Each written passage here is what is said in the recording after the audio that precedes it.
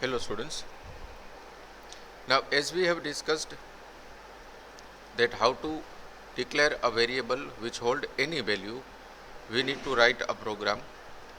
So the definition is like this: write a program to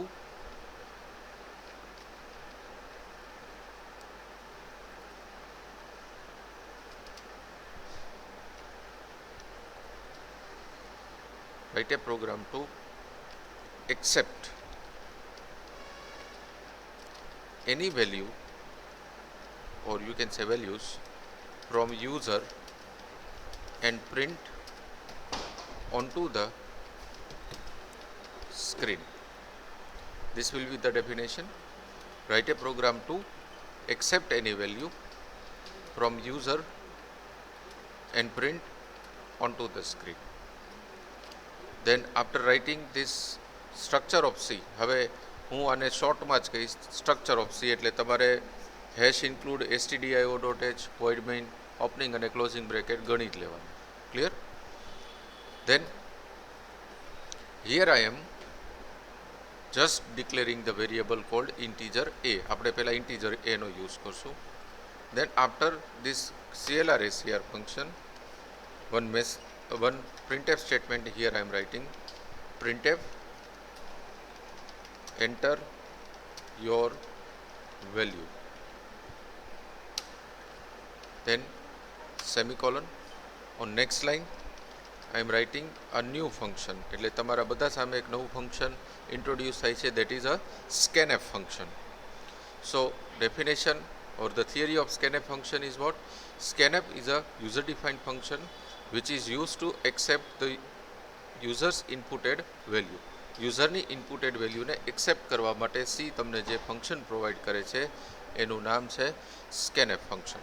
એમાં સૌથી પહેલાં relevant જ આઈડેન્ટિફાયર લખવો જરૂરી છે. મેં શું કામ અહીંયા %d લખ્યું છે? કેમ કે એ નામના વેરિયેબલની ડેટા ટાઈપ મેં લીધેલી છે ઇન્ટીજર. સો %d કોમા M%. આ સિમ્બોલ જે છે એને M%નો સિમ્બોલ કહેવાશે, અને પછી વેરિયેબલ ધેટ ઇઝ એ. એના પછી આ લાઈન એઝ ઇટ ઇઝ મારી રહેશે, એટલે કે યુઝરે ઇનપુટ કરેલી વેલ્યુ રીડ થઈ ગઈ. હવે વેલ્યુ જે રીડ થઈ છે એને પ્રિન્ટ કરવાની છે, એટલા માટે મેં સ્ટેટમેન્ટ લખ્યું printf %d, a. Let's save this particular code, compile the code, run the code. What happens? One message came onto the screen: enter your value and system hold until the user inputs the value. એટલે કે જેવો program run કર્યો એટલે એક message screen ઉપર આવ્યો enter your value, અને programme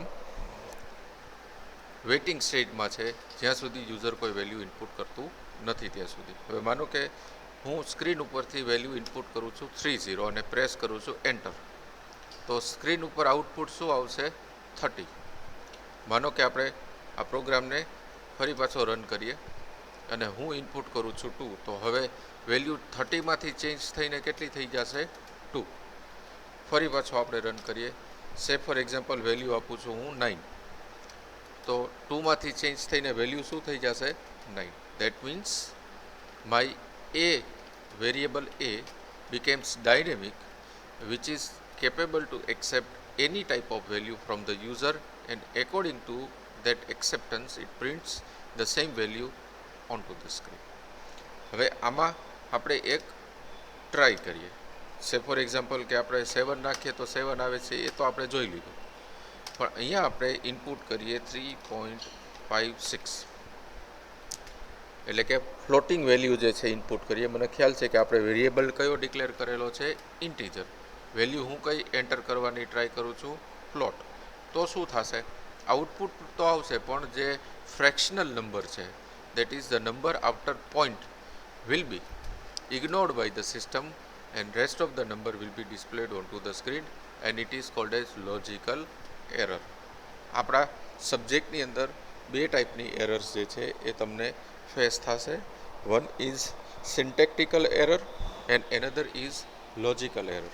તો અહીંયા મેં તમારી સામે જે સ્ક્રીનની ઉપર ડેમોન્સ્ટ્રેશન કર્યું કે ઇન્ટીજર ડિક્લેર કર્યા પછી ફ્લોટ વેલ્યુ ઇનપુટ કરી, તો એણે રિટર્ન કર્યું પણ એ જે રિટર્ન કરેલું છે એ પ્રોપર નંબર નથી. So it is called as logical error. We need to rectify it and we need to change it by our own. પણ સે ફોર એક્ઝામ્પલ કે આની અંદરથી હું એક આ સેમિકોલન કાઢી નાખું છું, પ્રોગ્રામને સેવ કરીને એક્ઝિક્યુટ કરું છું. અહીંયા એરર્સ 1 બતાવશે તમને અને મેસેજ આવશે statement missing. This type of error is called as syntactical error. એટલે કે સી તમારી વતી આ એરર ગોતી અને એને સ્ક્રીન ઉપર ડિસ્પ્લે કરે છે કે આપણે સેમિકોલન જે છે કોઈ એક જગ્યાએ ભૂલી ગયા છીએ, વી નીડ ટુ એડિટ. એને એડ કરો. તમે જોયા પછી કમ્પાઇલ કરો, એરર જતી રહેશે. રન કરો, પ્રોગ્રામ એક્ઝિક્યુટ થઈ જશે. પ્રોપર ઇનપુટ અને પ્રોપર આઉટપુટ હોય તો પ્રોગ્રામ કમ્પ્લીટ. પણ સપોઝ કે તમે કોઈ એવો નંબર નાખો કે જે ઇમ્પ્રોપર છે અને ઇમ્પ્રોપર આઉટપુટ જનરેટ થાય છે, then it is called as logical error. So I hope two things are clear.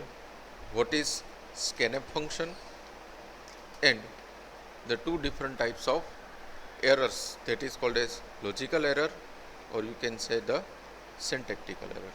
Syntactical error are also called as physical errors also. ઘણા લોકો એને ફિઝિકલ એરર વર્ડ વાપરે છે, ઘણા લોકો એને સિન્ટેક્ટિકલ એરર વર્ડ વાપરે છે, પણ આપણે ટેકનિકલ પર્સન તરીકે સિન્ટેક્ટિકલ એરર્સ છે એ વર્ડ જ વાપરવાનો થશે. So let's continue with some another program. Say for example, here instead of integer I am declaring my variable a as a float. So this percentage d is replaced by percentage f કેમ કે float માટેનો identifier percentage f છે. અને હું compile કરું, અને હું સેવ કરું છું. Then I am compiling the program, I am running the code અને 2.4 એવો ઇનપુટ કરું છું તો આઉટપુટ જે છે એ પ્રોપર આવશે 2.4.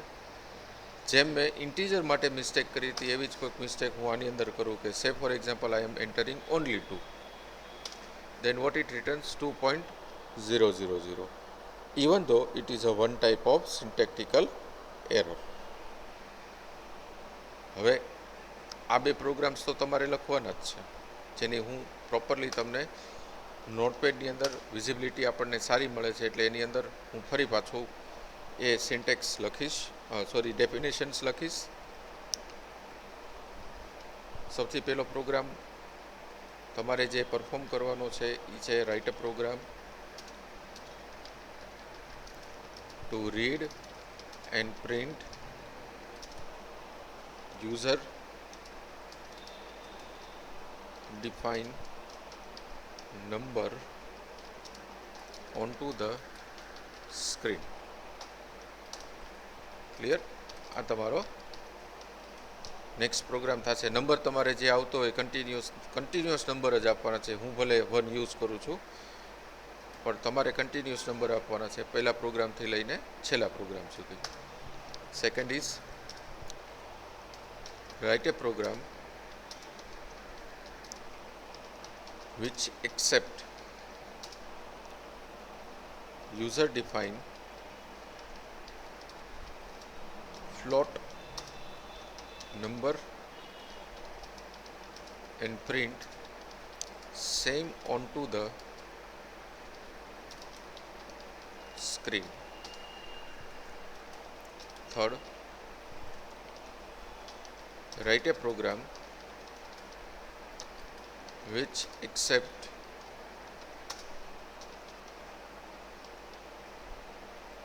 character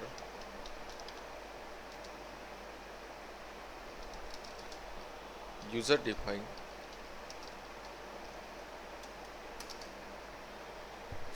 some mistake is there.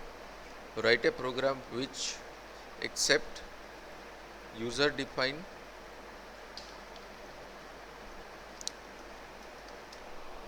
character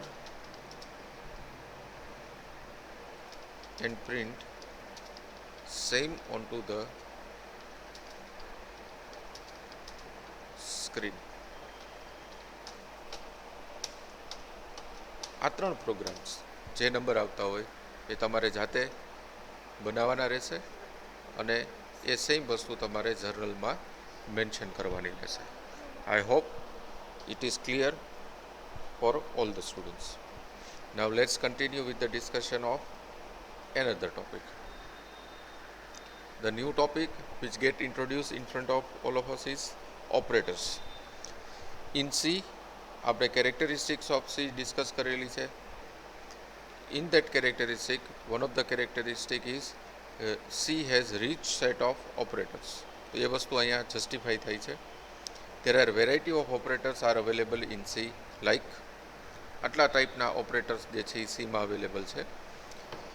arithmetic operator, relational operator, logical operator, assignment operator, increment or decrement operator, conditional or comma operator, size of operator, bitwise operators. So these are the variety of operators are available in C. Obviously આપણે સૌથી પહેલાં start કરશું arithmetic ઓપરેટર્સથી. તો તમે જોઈ શકો છો એ પ્રમાણે સ્ક્રીનમાં these are the arithmetic operators are available in C. Plus નો સિમ્બોલ એડિશન માટે, માઇનસ નો સિમ્બોલ સબટ્રેક્શન માટે, એસ્ટ્રિક નો સિમ્બોલ મલ્ટિપ્લિકેશન માટે, slash for division and percentage is for modular division. તો આને આપણે પ્રેક્ટિકલી કેવી રીતે પ્રોગ્રામની અંદર યુઝ કરી શકીએ એ જોવાનું રહેશે. તો એની માટે ફરી પાછું આપણે સીમાં જવું પડશે. એની માટેની ડેફિનેશન લખીએ. Write a program to accept any two values from user and print addition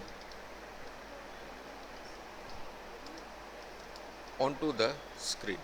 એટલે કે બે વેલ્યુ ડિક્લેર કરવાની છે, બે ઇનપુટ ડિક્લેર કરવાના છે અને એનું એડિશન કરીને જે આઉટપુટ હોય એને સ્ક્રીન ઉપર પ્રિન્ટ કરવાનું છે. એટલે કે 1 + 2 = 3 થાય તો આઉટપુટ સ્ક્રીન ઉપર 3 હોવું જોઈએ. તો અહીંયા હું સૌથી પહેલી લાઈન લખું છું ઇન્ટીજર એ મારી પહેલી વેલ્યુ માટે, કોમા બી મારી બીજી વેલ્યુ માટે. એટલે કે 1 માટે એ, બી માટે અને 2 માટે બી.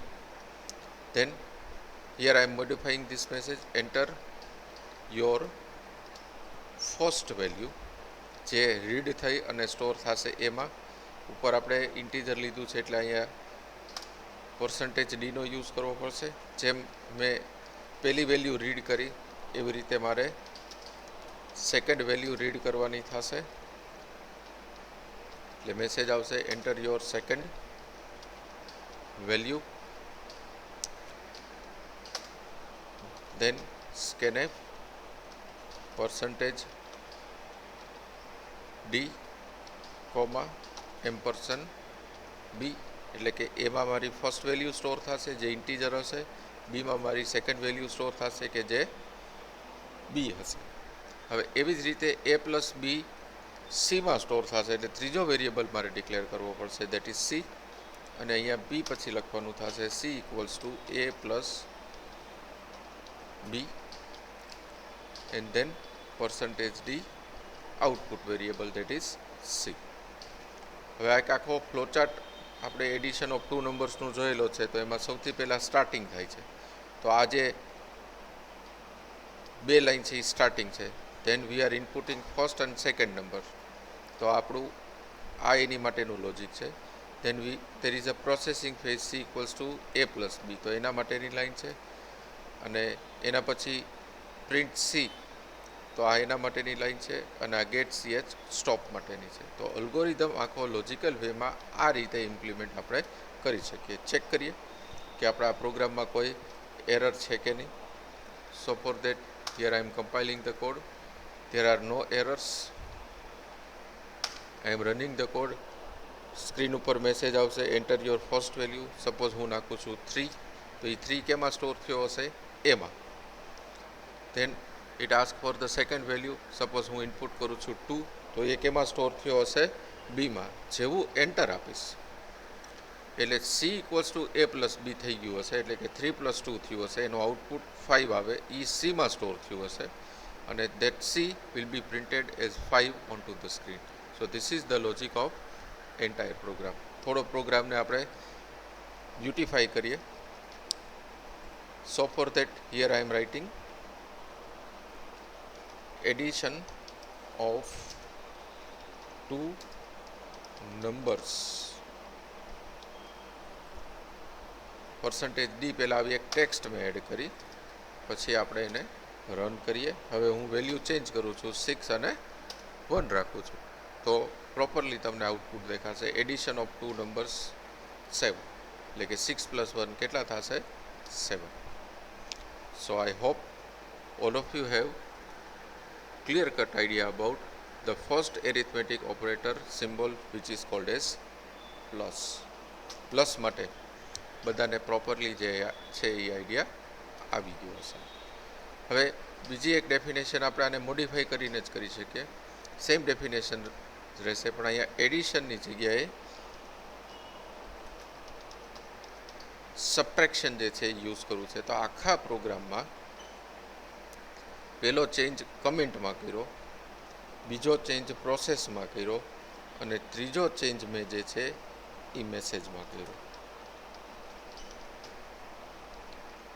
હવે આપણે આને એક્ઝિક્યુટ કરીએ, અને હું અહીંયા ફર્સ્ટ વેલ્યુ 3 આપું, સેકન્ડ વેલ્યુ 2 આપું, એટલે 3 - 2 જે છે એ આપણને કેટલા મળશે? 1. અહીંયા -1 નથી, એ જે સિમ્બોલ છે એ સિમ્બોલ અહીંયાથી મળે છે. આપણને કન્ફ્યુઝન જો થતું હોય તો અહીંયાથી એ સિમ્બોલ કાઢી નાખીએ. ફરી પાછો રન કરીએ. પહેલી વેલ્યુ 3 છે, બીજી વેલ્યુ 2 છે, એટલે આપણને આઉટપુટ કેટલું મળશે? 1. તો હવે તમારે બધા સ્ટુડન્ટ છે આ પ્રોગ્રામ બે જે મેં બનાવ્યા છે એ જાતે કરવાના રહેશે, જેની ડેફિનેશન હું ફરી પાછી નોટપેડમાં લખીશ. જે નંબર આવતો હોય એ કન્ટિન્યુ જ તમારે આપવાનો છે. Write a program to add two numbers and print addition of two numbers. Second, same as program.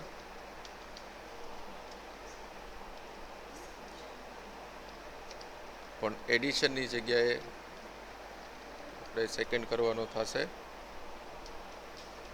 Subtraction. Third, જાતે જે તમારે બનાવવાનો છે that is four multiplication. Right? So these three programs are for the first symbol called plus. Now, before going ahead,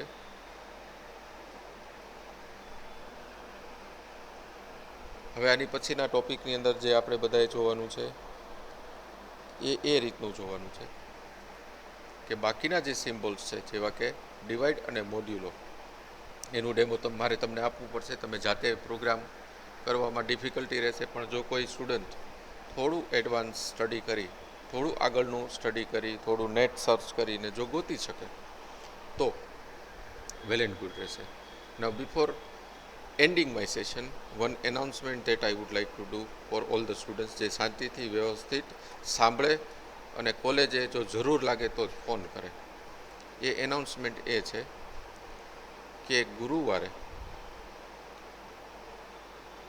એટલે કે આવતીકાલે સવારે 9:45 મારો ગૂગલ મીટની અંદર એક લાઈવ સેશન હશે કે જેનો પર્પઝ શું રહેશે કે આપણે આ જે 4 થી 5 લેક્ચર થયા છે એ 4 થી 5 લેક્ચર્સમાં મેં જે તમને ડેમોન્સ્ટ્રેશન કર્યું છે એ તમને ડાયજેસ્ટિવ છે કે નહીં, સમજાય છે કે નહીં, એક એનો જવાબ તમારે આપવાનો રહેશે. બીજું, મારું જે પ્રેઝન્ટેશન છે એ પ્રેઝન્ટેશન પ્રોપર છે કે નહીં એ તમારે ચેક કરવાનું થશે. નંબર 3, તમે તમારા ઘરે તમારી પાસે જો કમ્પ્યુટર હોય તો એમાં સી ઇન્સ્ટોલ કરેલું છે કે નહીં એ તમારે કહેવાનું થશે. માનો કે જે લોકોના ઘરે કમ્પ્યુટર્સ નથી એ મોબાઈલ થ્રુ કેવી રીતે આ પ્રોગ્રામ્સને એક્ઝિક્યુટ કરે છે કે નહીં એનો તમારે મને ક્વેશ્ચન આપવાનો થશે. અને છેલ્લો ક્વેશ્ચન કે જેટલા પણ ટૉપિક્સ અત્યાર સુધીમાં ચાલ્યા છે એમાં તમને કાંઈ પણ ડાઉટ હોય તો એ ડાઉટ તમે મને પૂછી શકશો. એટલે આવી સ્ટ્રેટેજી આપણે આખા સેમિસ્ટરમાં રાખીશું. એટલે કે કઈ ટાઈપની સ્ટ્રેટેજી કે 4-5 લેક્ચર્સ મારા યુટ્યુબ ઉપર તમારે જોવાના રહેશે. પછી એક લાઈવ સેશન હું તમારી સાથે રાખીશ કે જેમાં હું તમારી સામે અવેલેબલ હોઈશ, જેમાં આ ટાઈપના જે મેં ક્વેશ્ચન્સ તમને કીધા એમાં તમારે કાંઈ પણ પૂછવું હોય તો 1-to-1 ઇન્ટરેક્શન આપણે કરશું. તો આઈ હોપ કે હું શું કહેવા માગું છું, કાલે આપણો કઈ ટાઈપનો શેડ્યુલ હશે એ બધાને ક્લિયર હશે. યુટ્યુબની લિંક જે છે એ તમને 9:40 એટલે કે 9:30 થી 9:40ની વચ્ચે શેર થશે, જેમાં સૌથી પહેલાં 60 સ્ટુડન્ટ હશે એમનું પતે પછી બીજી લિંક શેર થશે જેમાં બીજા 60 સ્ટુડન્ટ્સ કે રિમેનિંગ જેટલા પણ સ્ટુડન્ટ્સ છે એનું હશે. ઇન શોર્ટ, જે સ્ટુડન્ટના મોબાઈલમાં લિંક આવે એ સ્ટુડન્ટે જોઈન્ટ કરવાનું છે. બાકીના સ્ટુડન્ટ્સ બીજી લિંક માટે વેઇટ કરે. ફોન જરૂર લાગે તો કરી જ શકો છો, પણ અનનેસેસરી પેનિક થઈ અને ફોન ન કરવા માંડતા. Thank you.